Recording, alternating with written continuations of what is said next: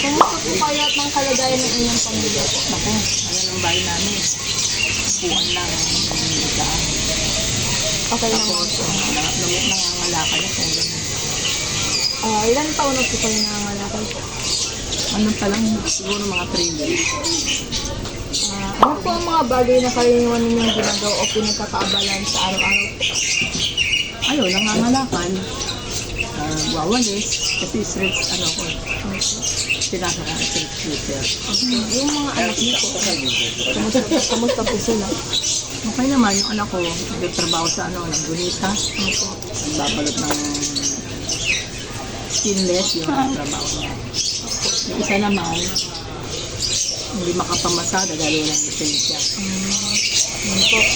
Saan po kayo kumukuha ng pang-tustos po para sa inyong pang-araw-araw na pangailangan? Yung pagsasapo ng basura sa mga kapitbahay. Okay naman po. Ngayon, nakakaraos naman. Ano po ang mga bagay na madalas ninyong kailangan sa pang-araw-araw na pamumuhay? Kailangan niyo po. Kailangan ko. Kailangan ko lang kape. May kape ako. Tama naman po. Kape. Kung may kanin kami kakainin, yun na.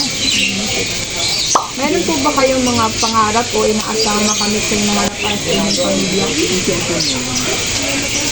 Ano po yan? Gusto ko yung magkaroon kami. Talagang natutuloy namin. Natutuloy namin. Sama-sama kami